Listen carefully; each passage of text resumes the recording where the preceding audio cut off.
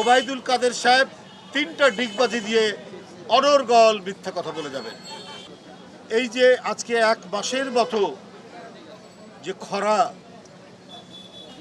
যে অগ্নিপ্রবাহ, আগুনের মনে হচ্ছে স্রোত বয়ে যাচ্ছে সারা বাংলাদেশে, এগুলোর জন্য পূর্ব প্রস্তুতি থাকা, এইটা এই সরকার কোনোদিনই গণ্য করে না। কোনোদিনই তারা এটা মনে করে না যে আমাদের একটা প্রস্তুতি থাকা দরকার। আপনি যদি কথা বলেন, ওবায়দুল কাদের সাহেব 3টা ডিগবাজি দিয়ে অনর্গল মিথ্যা কথা বলে যাবেন, অনর্গল মিথ্যা কথা বলে যাবেন।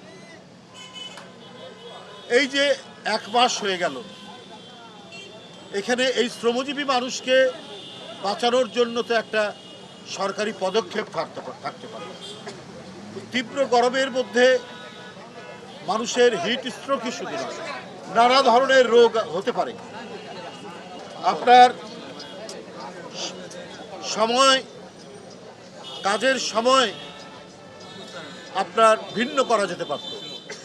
এখন 5টার সময় ফজরের আজান হয়, যদি 6টা থেকে 10টা পর্যন্ত, ওদিকে 4টা থেকে 6টা পর্যন্ত বা 7টা পর্যন্ত হলেও মানুষ এই কাজের সময় যদি করা যায়, আলাদা করা যেত, তাহলে এই শ্রমজীবী মানুষ, এই যে নির্মাণ শ্রমিক, এই যে হোটেল শ্রমিক, এই যে রিক্সাওয়ালা, এরা কিন্তু অনেকখানি বাঁচতে পারত।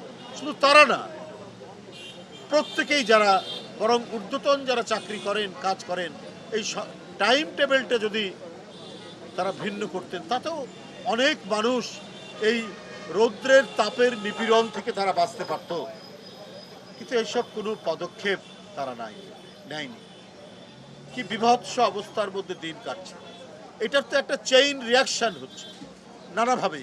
আমাদের বড় উৎপাদন ব্যাহত হচ্ছে, এই বড় উৎপাদনের জন্য সেচ লাগে, সে সেচের পানি পাচ্ছে না। আজকে দিনাজপুর অঞ্চল, ঠাকুরগাঁও অঞ্চল, পঞ্চগড়ে আমরা শুনেছি যে সেচের জন্য যে ডিপ টিউবওয়েল ব্যবহার করছে, সেই ডিপ টিউবওয়েলে পানি উঠছে না। তো এসবের তো অল্টারনেটিভ ব্যবস্থা করেননি। জিয়াউর রহমান করেছিলেন, খাল কেটেছিলেন, নানা ধরনের উদ্যোগ নিয়েছিলেন, সেগুলো বন্ধ করে দিয়েছে শেখ হাসিনা। সেগুলোর কোনো উদ্যোগ নেয়নি। মানে জিয়াউর রহমান যা করে গেছেন, সেইটাকে তার বিপরীত কিছু করতে হবে।